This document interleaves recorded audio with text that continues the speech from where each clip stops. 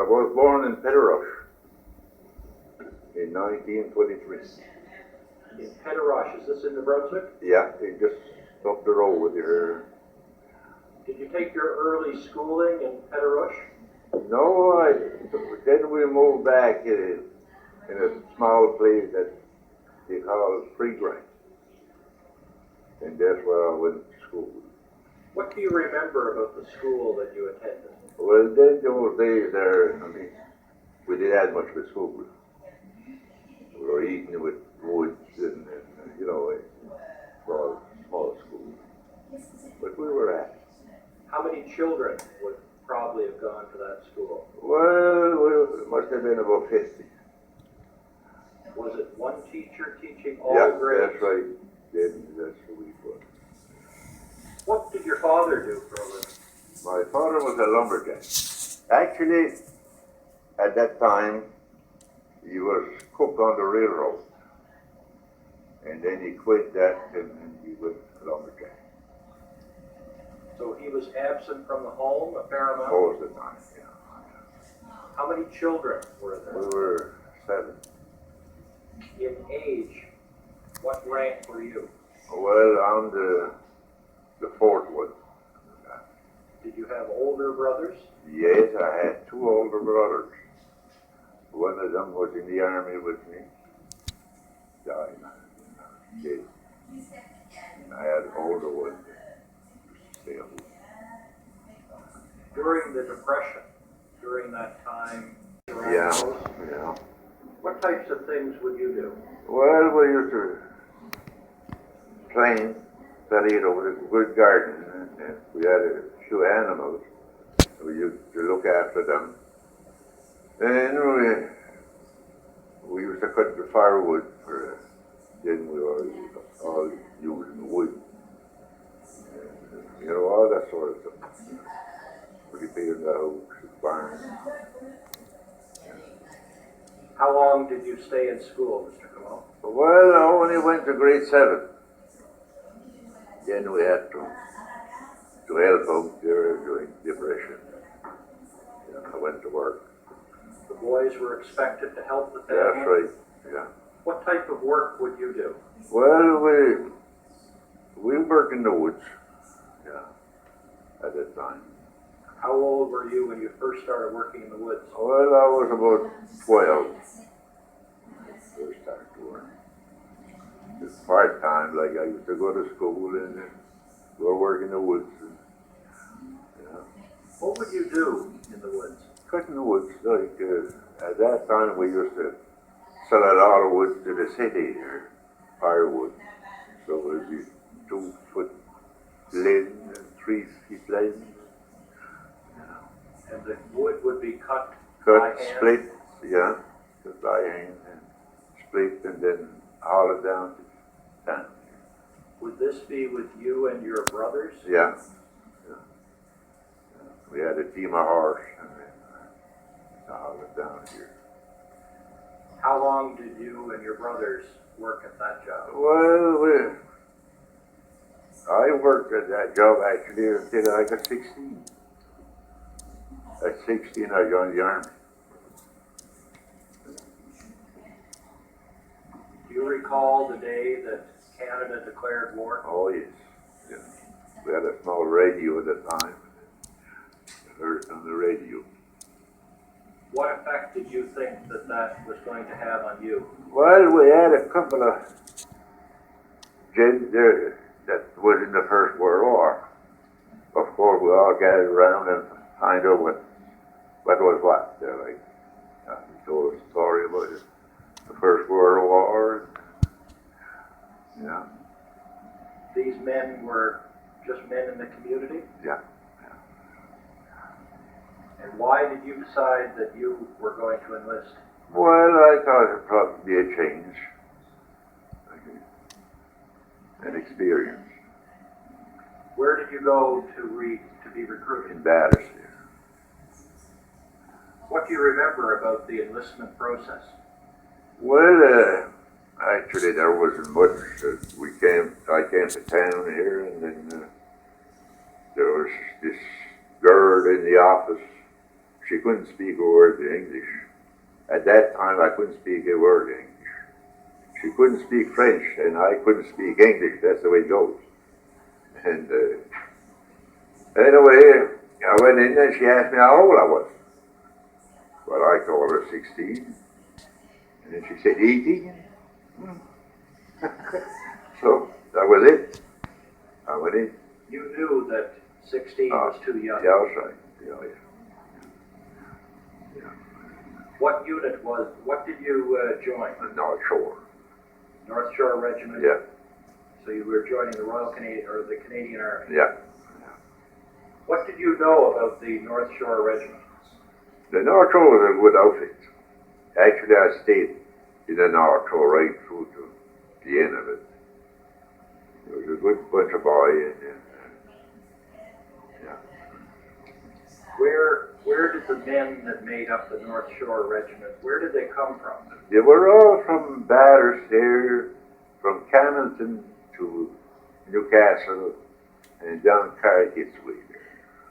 They made all them places were all. Because the problem was that most of us there couldn't speak English, and I wasn't the only one there. And they had formed a platoon, 30-some men, French. Everything was French there. And that went on until, well, actually it went on until we went to battle, went over to France. So some of the platoons were entirely French speaking. That's right. Yeah. And that continued until you went into Right battle. through, yeah. So the North Shore Regiment was made up of men that were francophone and That's right. anglophone. Yeah. All New Brunswickers. Yeah. Well, at first, yes. At first, we were all New Brunswickers. But after a while, we used to get recruited from different parts of the country. What do you remember about basic training? It was all right. Basic dance training was good. It was kind of hard going, you know, but it was good. We had a good time there. A lot of work. The men that you were with, were they all young men like yourself? Yes. Well, most of it was a little older, like, you know, 20, 22, 23. I was about the youngest one in the regiment. But I didn't have to go to England when we moved out. They told me that I could stay behind and go in reinforcement. But I didn't like it. I stayed with the regiment. Was that because they knew that you were underage? Yeah. What did your mother and father think of you enlisting at 16? Well, my father didn't like it. My mother died, you know, when I was young. I was only about 4 years old. But my father, he wanted me to get out of it. But I told him no. Because I wanted to stay here.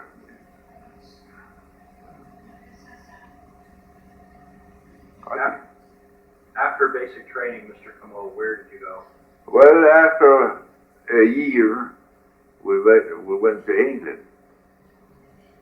We went from Bathurst here to Woodstock, and then we went to Sussex. And after that, we took the boat to England. What do you remember about the passage or the voyage to England? It was kind of slow voyage because, then it took us 12 days to go across. And we eat a lot of mutton there. The sheep was the main thing on the boat. But we made it. So we helped one another. We made it. Where did you land in England? In Liverpool, England. Yeah. That's where we landed there. And from there, they took us on train, and we moved to Aldershot.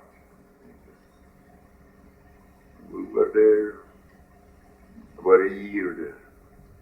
And then we kept moving from one place to the other. Well, before you leave Aldershot, Mr. Comeau, that's, of course, a very famous British Army camp. Yeah. What was your impression of it? It was good.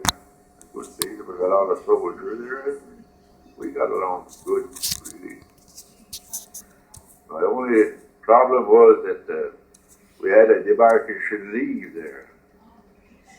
7 days debarkation leave after we got there. And I went to London. Well, the way it was, I couldn't speak much English, and then I went into YMCA. So when the next day I decided to go for a spin out, and I ended up to be starving there. I had a few beers and talk. And when I came up that night, I was feeling pretty high, and I didn't know where I was. I couldn't find my place again.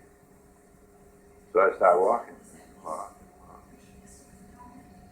I ended up, I was lost. I was 7 days there, and I was 7 days lost. Yeah. Until I finally got this cop there, and he put me on the train and sent me back to Aldershot. Yeah.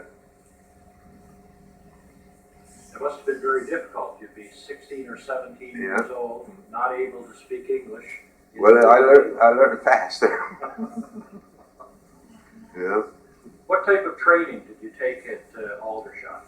Well, we were in the army bunch. I mean, the rifle range, then road march, and all that kind of stuff. Now, that's what we were doing. And we didn't get too much to eat there. You see, all our stuff used to came from Canada to feed the soldiers. And our boat that our material was on got sunk on the way across. And it took us about 6 months before we got another boat in. We used to leave a couple of potatoes and sheep or mutton, and a couple of slices of bread a day, a small piece of cheese. We kept doing that. But we made it all right. I mean, we did start. Then we got a paid, and then we go to the canteen, you know. During the time that you were in England training, over the winter of 1941 into the spring of 42, it was decided to mount a raid, which was to be carried out by the 2nd Infantry Division. You and your group were with the 8th Brigade, and you were with the 3rd Division. Mm-hmm. But the 2nd Division made its raid on Vienna. Yeah. What effect did that have on the morale of the men in the North Shore Regiment? Well, it didn't bother us too much, because we knew we were going to do the same thing later on, and we just kept as happy as we could. And then, of course, we felt sorry for the men that was out there, but it didn't really affect us. Did that increase the training? Was it decided? Yes, we did, but actually what happened there wasn't the fault of their training, just this bad calculation of some bigger fellow up above. It wasn't the men's fault. They did what they were trained to do. Well, you continued training in England right through the winter of 1942 into the spring of 43, and then by then, the 1st Canadian Infantry Division was dispatched to Sicily. Yeah. Then they took so many men from one outfit to the other, and then sent them over. Did any of the men from the North Shore? Yeah, we had quite a few that went over. Like in our company, At least we had about 5 or 6. And then they took so many in each company. This was so they would get battle experience? Yeah. Well, no, not really. They went over to Sicily. They all had their basic training, every one of them. Didn't matter where they went, all the same. Oh, yes, they were all well trained. Were the men of the 3rd Division and the North Shore Regiment starting to get impatient? Well, really, the last 7 or 8 months we did. We wanted to sort of tired of doing this training. What do you remember, Mr. Comeau, about England during those 2 years that you were there training? Well, England was all right. We got along fine with the people there. They were nice. You know, it was really good. What was their attitude towards Canadians? Well, it is something that's very hard to say because you know that in any outfit, I mean, it doesn't matter what it is, you get bad for the good ones. So some of them used to give the Englishmen some rough time, and others they were all right. So we just got along fine. By this time, after this many years in England, did your English improve? Oh yes, it did. Oh yes. Actually, when I left the army, I could speak better English than I spoke French. As the year went by, and then less experience in speaking there, I mean, you lose little. By the fall of 1943, it was decided that there was going to be an invasion of the continent of Europe. How did the training change for the regiment? We did a lot of landscaping there, like with boats there. We used to land on certain parts of the country and all that. But that was all. The rest of it we knew all about it, yes. So, but there was an emphasis now on seaborne invasions. Yeah. Mm-hmm. What do you remember about the build-up just prior to D-Day into the spring of 1944? Do you remember the preparations being made? Yes, we were in a place that we couldn't go out, like, you know, we stay in the tents there. You weren't allowed outside. You really had a good reason. And we were there. We didn't do much training because all our training was done. So we just kept going, getting busy. So they were keeping you in enclosed areas for security. Yeah, that's right. Did you know at that time that an invasion was imminent? Yeah. We knew that we were going into France. Yeah. And did you know that the North Shore Regiment was going to be in the forefront? Mm-hmm. Yeah. How did that what did the men think of that? Really, we didn't mind it. I mean, when you're in there and you know what you're there for, it's a thing that just came natural to you. Even on the boat there, we went across at night. We didn't mind. Was the regiment well trained at that time? Yeah. Yeah. And all our training.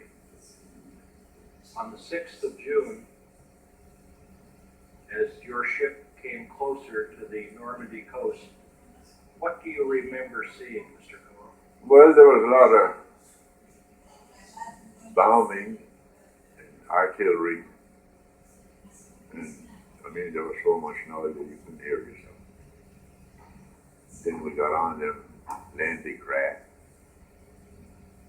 And it it was the same when we came to the beach in Saint-Aubin. The hill was going down. Everything was sliding. We landed there. We lost a few men on the way down across, going across the beach there, because the German had one of those pillow box there that was covering, and we couldn't get at them.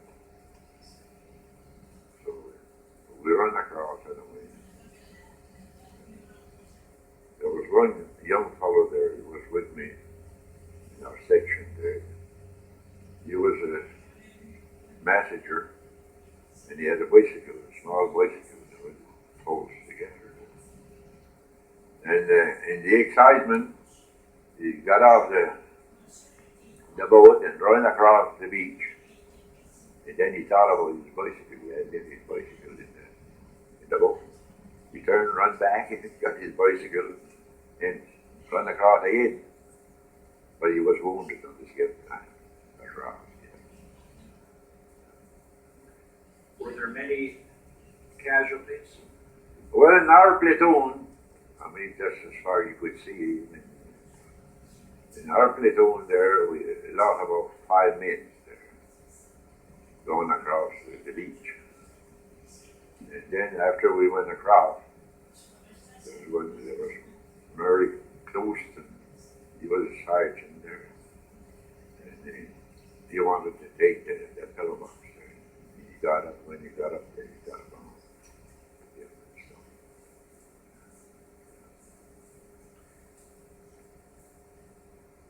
What company was it, Mr. Comeau, that you were attached to? D Company. Yeah. D Company pressed inland off the beach? Yeah. Saint-Aubin-Sur-Mer, was that taken by D Company? Saint-Aubin-Sur-Mer, yeah. Yeah. Was there resistance, German resistance? Not too much, no. Odd snipers, but they had bombed the hell out of them. Because when we landed there, I was over after there. And this big building that was right in front of us there, when we got to the top of it, in the street, and I seen these 4 men that were taking a woman that was wounded, and she had a lost ape there, teeth shrub, and they had her on a table, and they were carrying her out, and they wanted to know where to go. I sent them over to the beach. That was the only. There was a part of the beach that they couldn't get at them from the ground. So I sent them there. And Father Hickey was there too. He was the one that gave her the first treatment.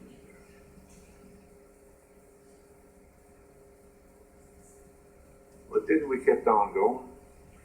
The pillbox, Mr. Comeau, do you know what happened to that pillbox? Well, it was taken about a week after. So it was just bypassed? That's right, it was bypassed because we didn't have time to work around, and we didn't have the equipment to do so.